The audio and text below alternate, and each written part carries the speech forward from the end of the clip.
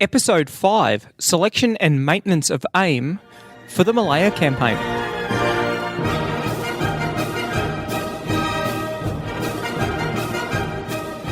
This is the Principles of War podcast, professional military education for junior officers and senior NCOs. So welcome back, everyone. In the last podcast, we covered off on the differences in doctrine, and I think that we can start to see some of the reasons why the Japanese were able to succeed, and able to succeed so quickly, even though they were vastly numerically inferior to the defenders. This is the first podcast where we're actually going to be looking at one of the principles of war, and it's the most important one. It is the selection and maintenance of the aim. So, straight out of LWD1, selection and maintenance of the aim. Military action is never an end in itself. It is always a means to an end. The end must always remain clearly in view. This cardinal principle applies equally to the strategic, operational, and tactical levels of conflict. It relates to taking advantage of local opportunities only where they support the commander's intent. The aim must be simple, direct, unambiguous, and within the means of the force available. It must be the one best calculated to further the favourable conclusion of the operation, the campaign, or the war. Once the aim has been decided, all effort must continually be directed towards its attainment so long as this is possible, and every plan or action must be tested by its bearing on the aim. So that's a fairly wordy and in-depth description of what selection and maintenance of the aim is. And as we alluded to in the Centre of Gravity's podcast, I think really the fundamental issue that the British had was that their centre of gravity was wrong, and that drove the wrong selection and maintenance of the aim. So we'll have a look at the British first, and we'll talk briefly about what their aim was. We're then going to look at the strategic decision-making process for the Japanese, and then I want to talk briefly about unity of command, because there were significant issues in unity of command on both sides, more so on the British side than on the Japanese. So, as we've alluded to, the British really had the wrong aim. As late as the 15th of January, Churchill did not understand the grand plan for Singapore. The Chief of Staff had not changed the mission after the Royal Navy had moved naval headquarters to Batavia, which is present-day Jakarta. So this is after Force Z is sunk, and really there's nothing for naval headquarters to command after this. So once the Navy has completely left Singapore, they are still defending the port at Singapore. And a lot of this comes down to the misunderstanding of the term fortress. The Chief of Staff had fortress as referring to an independent command. Churchill thought that understood a fortress to be a position prepared to defend itself from any direction. So a fundamental misunderstanding here between the Prime Minister and the Chief of Staff. And this is quite late in the game. But even before then, Brooke-Popham and Percival realised that it was going to be a long time before the Navy was going to be able to come out in any meaningful numbers. And so the primary role of defending the port, defending Singapore, was then shifted to the Air Force. So, and thus it became the role of the Air Force to deny the Japanese the ability to land troops in sufficient numbers to be able to capture Malaya. And Brooke-Popham had stated that Far East Command would be able to retreat approximately 40% of the landing forces before they hit the beaches, and that they were going to be able to interdict the ongoing supplies for those forces after they landed. Now, the huge problem for them was that the Air Force was never postured to be able to do that, and there's a couple of reasons for that. Firstly, they grossly misunderestimated the capabilities of the Japanese. So the Army and the Navy had both built up significant air capabilities. The Navy had some excellent equipment. Their torpedo was probably the best torpedo in the world at the time. Their land-based bombers were highly effective. And not only that, but they'd moved their doctrine along to be much more focused on air power rather than traditional large capital ships. And this is partially because, as the underdog, they were looking for a way to overcome the strength of the Royal Navy. The Royal Navy was very strong in large battleships with big guns, and they understood that they were going to struggle if they were going to go battleship versus battleship. The aircraft carriers gave them the advantage to be able to fight the style of warfare that they felt more comfortable with. The second component of it is, now Brooke-Popham saw his role as the commander of Far East Command to not go asking for too many resources because there weren't any resources to be had. So he sent back moderately dire situation reports, but he was not fighting for the resources that were needed. The attitude just was, we'll make do. And so that was partially because he had an appreciation of how dire the situation was for Britain on the home front as they were facing the Germans on the home front and in the Middle East. But he wasn't pushing for the resources that was needed, specifically around the Air Force, which is kind of unusual because he was an Air Force officer. So he left the Air Force in a very parlous state. And one wonders why he wasn't requesting the fighter aircraft, the bombers that were required to allow the Air Force to be able to carry out its mission. And potentially, he was a little out of touch. His previous appointment was as the governor of Kenya in 1937. So he'd spent time in Kenya probably away from the doctrinal realities of what the Air Force was capable of doing, and probably out of touch from what the Luftwaffe was capable of doing. And I think this is one of the reasons why the resources weren't coming through that were required. And the interesting thing about this is that he oversaw a significant base building program for the Air Force, but he didn't have the aircraft and he didn't have the pilots to be able to actually carry out that mission. One of the biggest problems before the invasion, they actually had quite a few experienced pilots with Battle of Britain experience. A lot of them were rotated out so that they got raw pilots in who were unaccustomed to combat prior to the invasion. So we've got the wrong aim, and even if we had the right aim, we're not ensuring that it is resourced to be able to carry out the mission. The Air Force was never going to be able to do what was needed to be done with the aircraft that it had. The aircraft that it had were completely inadequate for the role it was to be carried out. There was the Brewster Buffalo, which is a short, fat, slow fighter, which was no match whatsoever for the Zero. The maritime strike role was being carried out by Vickers Wildebeest, which is a massive biplane and incredibly slow and had virtually no chance of success at all. Now, just an interesting little diversion as we talk about selection and maintenance of the aim, and I want to talk about the importance of the whole of government approach for this. And the government was aware of the issues with the Singapore plan.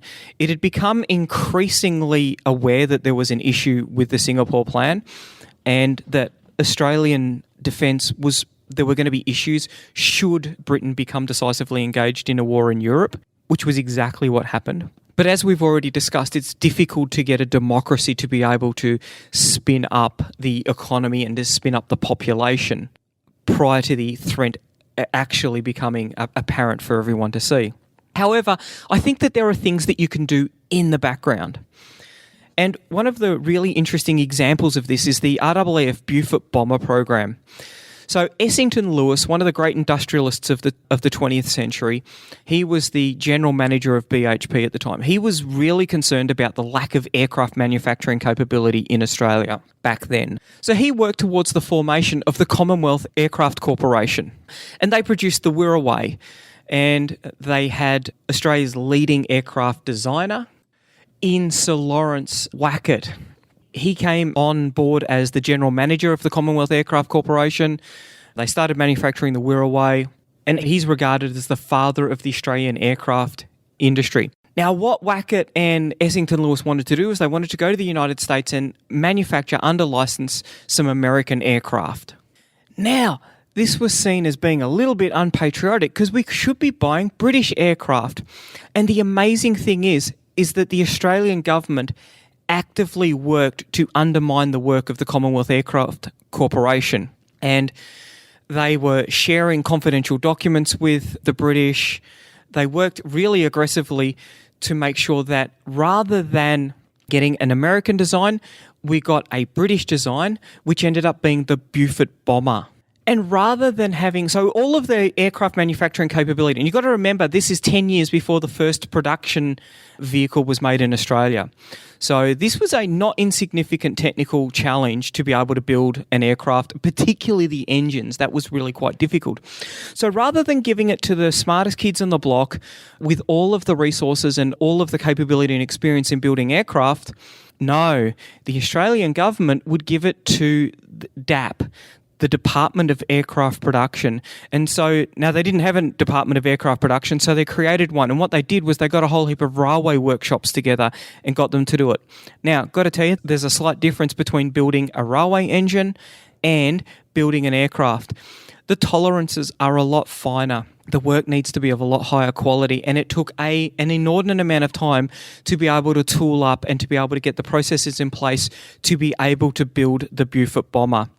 And by the time of Singapore, only 6 aircraft had made it to Singapore just before the war started, and they didn't have any weapons. So 5 of them were returned and only 1 was used, and that was used in a reconnaissance role.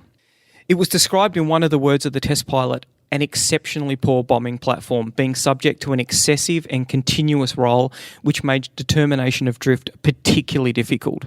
Now, all of this because of rather than going out and getting the most expedient bombing platform that we could get, we wanted to support the mother country. And so a buying decision was significantly influenced for political means and with significant impact in the short term in Singapore, but in the long term over the performance of the RAAF.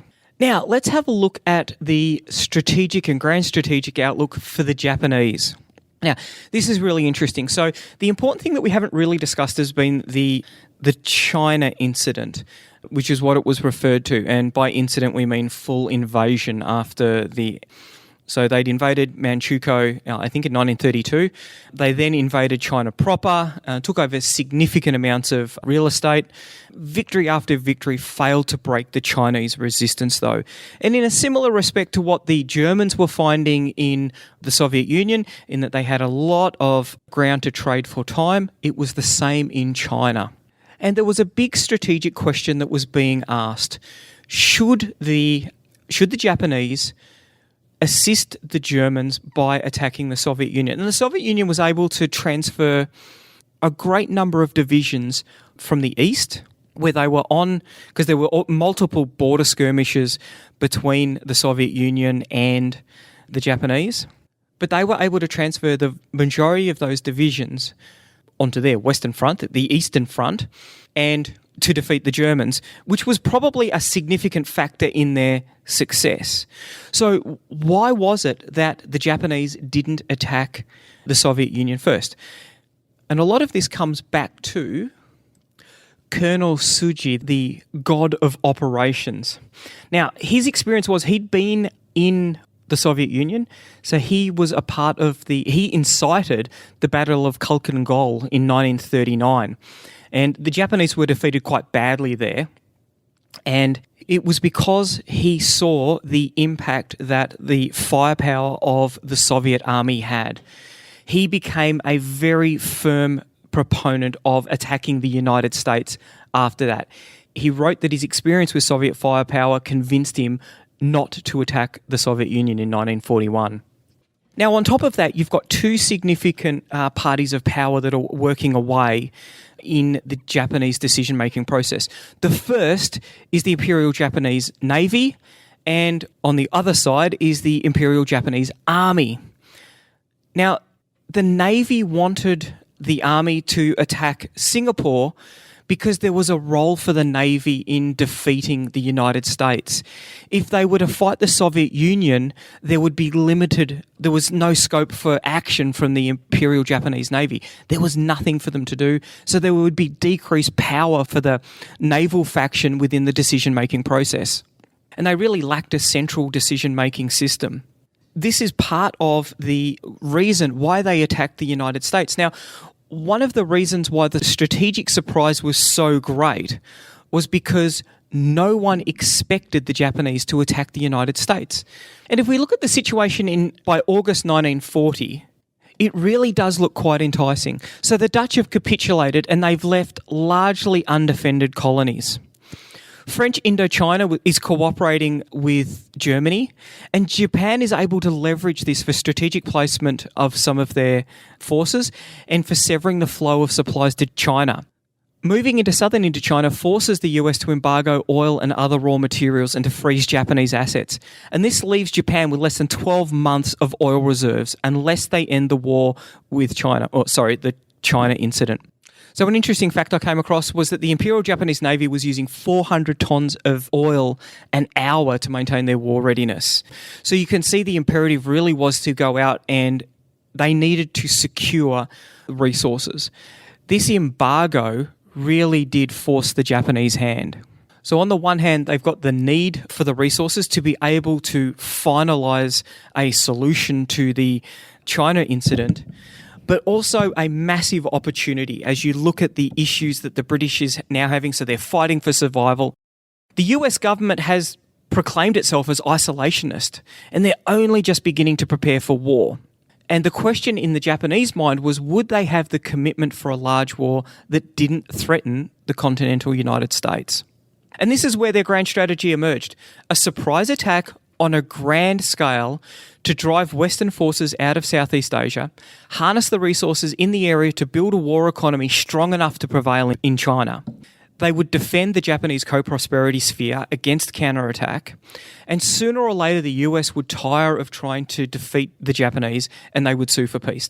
The US was seen as materialistic, soft, individualistic and divided. And the assumptions were that the Japanese culture was far superior to the United States and a war economy could be built up quite quickly. In my reading, there's an often quoted number that the US economy was 10 times larger than the Japanese. And I wanted to do a little bit of digging and I found some economic text. It was only 5.3 times larger than the Japanese. And interestingly enough, the amount of money that was being spent on defence in 1936, Japan and the United States were spending the same amount of money. And it was almost double in 1939. So a significant build-up with the Japanese spending twice as much as the United States. Now, 1939 was the last year of a slow, gradual build-up in defence spending for the United States, and it increased significantly in 1940 and continued to grow after that. But on September 6, the Japanese government issued an outline for the execution of the empire's national policy, and this set the road to war, with a break from an emphasis on political negotiations to a military solution. Now, operationally, it's important to remember that this is a secondary effort, Malaya. So it is so for Britain, it's definitely a secondary effort, and you can see that by the dire amount of resources that are sent there for them to accomplish their mission. But very much so for the Japanese as well. So operationally, the focus is on speed, speed and speed. And the plan is to take Singapore in 100 days, which is really quite amazing.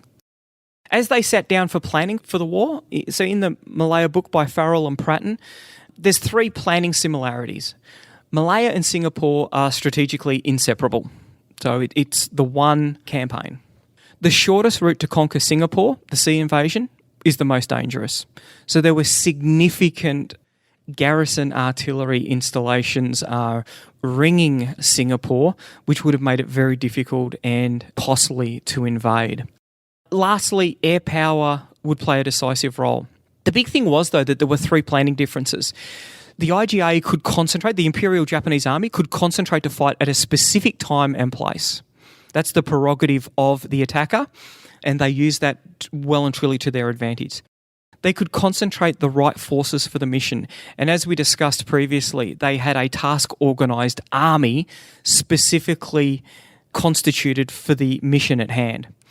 They could coordinate grand strategy with their campaign. The British couldn't do any of these things. So I just want to have a look at some of the issues with unity of command, because unity of command, I think, is a really important thing, and it's one of the things that both sides struggled with, the Allies significantly more than the Japanese. So first off, we've got the Commander-in-Chief of the Far East Command, Brooke-Popham.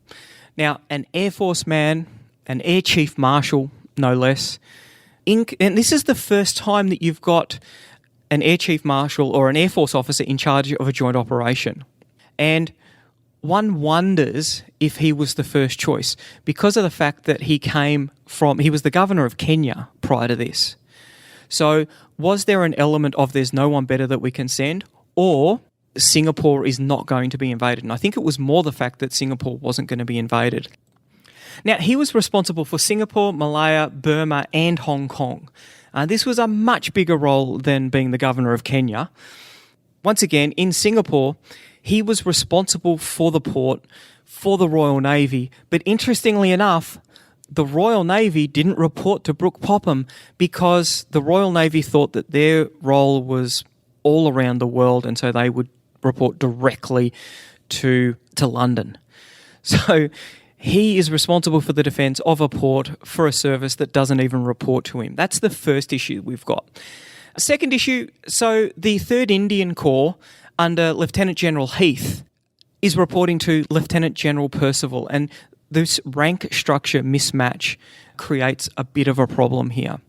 So Heath thought that he should have been the General Officer commanding Malaya Command, given the fact that the vast majority of the troops were his Indian troops. But this wasn't to be the case. And they actually worked quite professionally to make this command relationship work, even though it wasn't ideal. Next off, we've got Major General Gordon Bennett. So the commander of the Australian 8th Division, a very interesting character. Difficult to work for. There were significant problems within Div headquarters. It doesn't sound like a happy place to work. And I'm sure that they didn't get the best output possible because of the way that Bennett conducted himself. The other problem was the command relationship between Percival and Bennett really is summed up by one photo. There's a photo of Percival. He's standing there. He's got this smile on his face. He looks like a nice, friendly guy, Percival, for all of his faults. He was a very intelligent officer. In fact, as a measure of his intelligence, in 1937, when he was working for Major General William Dobbie, who was the General Officer commanding Malaya at the time, he was asked to draw up an appreciation. And his analysis in 1937 as a Lieutenant Colonel, his analysis showed that North Malaya would be the critical battleground. The Japanese were likely to seize the East Coast landing sites in Thailand and Malaya in order to capture air bases and to achieve air superiority. That would be the prelude to further landings, to disrupt communications, and enable the construction of further bases. He had a really strong understanding of how the battle was going to turn out. Now, in 1941, when he returns to Malaya as a Lieutenant General, the things that he would struggle with mightily was the ability to make decisions and to grip up the command relationships that he had. Now, as far as his relationship with Bennett, there's a photo of him. He's standing there, big smile on his face, and Bennett's looking at him pretty much with daggers. And it really does show the contempt that Bennett held Percival and most of the British forces as well at the time. Now, Major General Bennett was a shameless self-promoter. He did this back to the government in Australia, and he also did it to anyone who would listen in Singapore. Now, one of the people who did listen to him was Wavell, who was the commander of ABDACOM, which is American, British, Dutch, Australia Command. And he was shocked at the way that the 3rd Indian Corps had performed. He met survivors of the Battle of Slim River, and after that he saw Bennett, and Bennett hadn't been in combat yet, so the 8th Division was still in Johor, still in southern Malaya, and hadn't had contact yet with the Japanese, but he was 100% certain that they were going to be able to not only beat the Japanese, but start pushing them back up into northern Malaya. So Wavell instructed Percival to give him command of not only the 8th Division, which he had, but 9th Indian Division and the 45th Indian Brigade. This was a new brigade in theatre, very inexperienced and not acclimatised to the environment or the way that Japanese were fighting. Now, this created all sorts of issues because the 8th Div headquarters was now, in effect, acting as a corps headquarters. So it had struggled as a div headquarters up until then, and it now had more than 2.5 times the responsibility without the increase in resources that it needed to be able to do its job, and with a div commander who was struggling in the role as div commander, who was now effectively a corps commander. And the results that they achieved really were to be expected. I don't think he was able to get anything extra out of the 9th Indian Division or the 45th Indian Brigades that anyone else wouldn't have been able to. Their performance was not great, particularly the 45th Indian Brigade, but they were untrained and they were very new to the theatre, so it's not surprising with that. The portents, though, were already there in the way that he'd been acting as a brigade commander. Now, when the 22nd Brigade was the first brigade into Malaya, and they were planned to have been under Malaya Command, but it was decided in Army headquarters that a brigade headquarters would not have the resources to manage the national command responsibilities under the British. So they deployed with elements of the div headquarters, and they were met on the wharf by Bennett on the 18th of February 1941. Quite quickly, very strained relationships between Brigadier Taylor and Major General Bennett developed.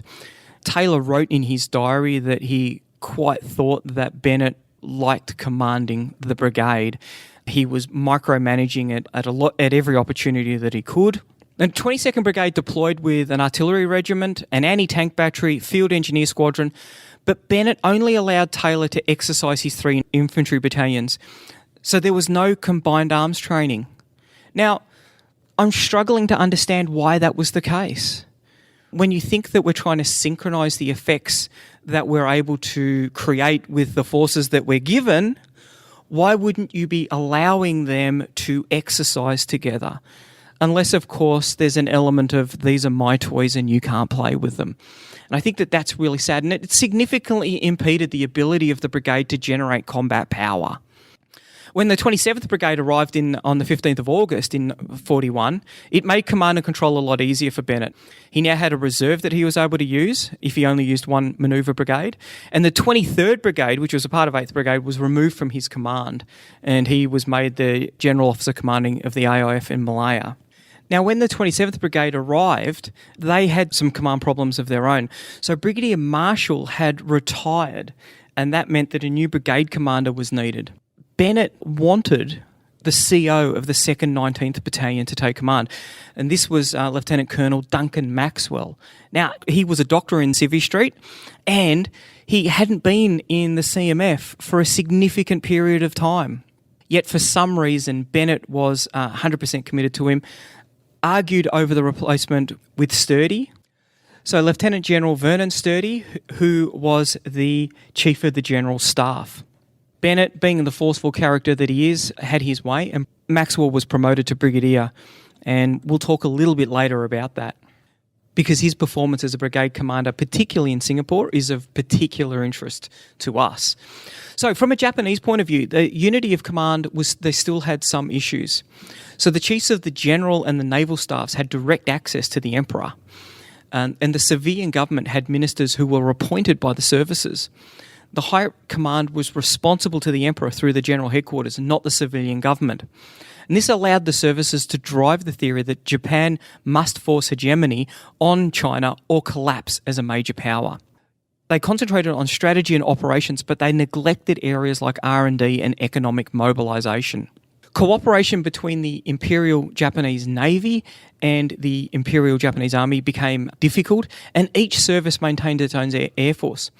Probably the main exception to this was the development of amphibious warfare, where the two were actually able to work together really closely, and they developed a joint doctrine and equipment to be able to execute the operations that they were able to do, and they were able to do it really well.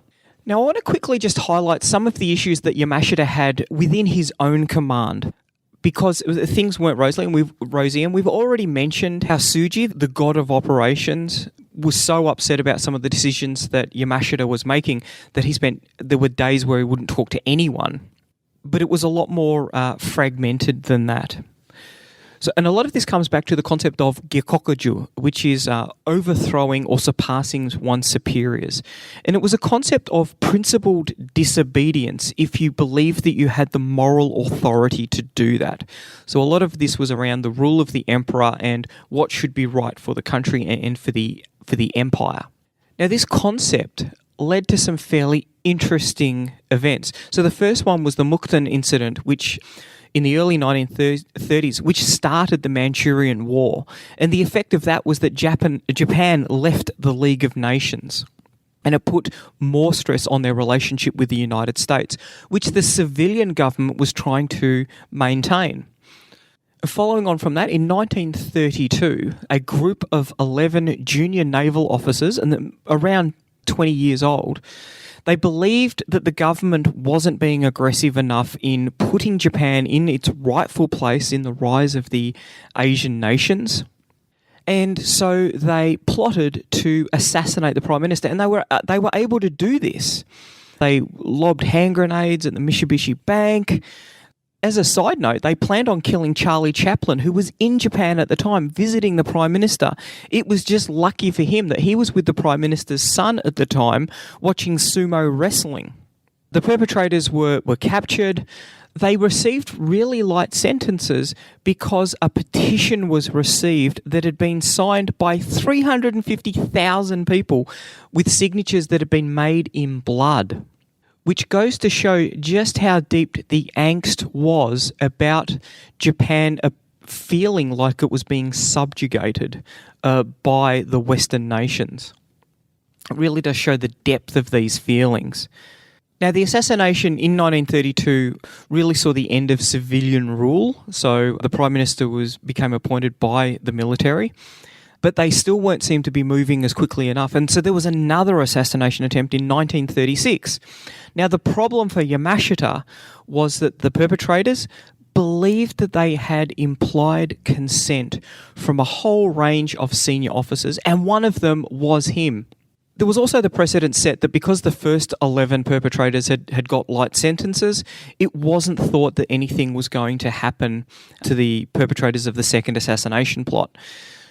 The problem was that there was still a lot of factional fighting within the military, and the emperor was deeply displeased about these ongoing assassinations, or government by assassination. And because Yamashita was implicated in it, he realised that he'd fallen out of favour with the emperor.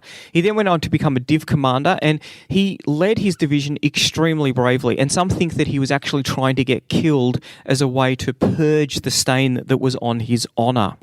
His time in Manchuria gave him time to reflect on the way that he had conducted himself. He spent some time reading some Buddhist and Zen texts, and he became increasingly concerned about a war with the United States. He was one of the people who didn't want war with the United States. The problem for him, Tsuji and his div commanders were very strongly in favour of it. And this created significant friction within the 25th Army Command because, of course, his div commanders were from a different faction from what he was. That's an interesting little story that just shows some of the pressures that can happen in an army headquarters, within div headquarters, and just how people need to work really to make those relationships work smoothly. Because at the end of the day, they were all 100% committed to the rapid seizing of Malaya and Singapore. It was just the way that they went about it that created problems within that command structure. So that's about it for selection and maintenance of the aim. I think we've done selection and maintenance of the aim to death, but I think it's really important that we understand that when you select and maintain your aim on an aim that is incorrect, everything else is much less important because it's only the velocity with which you are going down the wrong road. And for the British, this is the classic example of that. So that's it for selection and maintenance of the aim. We're back with an exciting one next time. We're going to be talking offensive action, and there's lots of offensive action in Malaya to talk about. So that's going to be an exciting one. That's it. I hope you've learned something today. Bye. The Principles of War podcast is brought to you by James Ealing. The show notes for the Principles of War podcast are available at www.theprinciplesofwar.com/podcast. for maps, photos and other information that didn't make it into the podcast. Follow us on Facebook or tweet us at Surprise Podcast. If you've enjoyed this podcast, please leave a review on iTunes and tag a mate in on one of our episodes. All opinions expressed by individuals are those of those individuals and not of any organisation.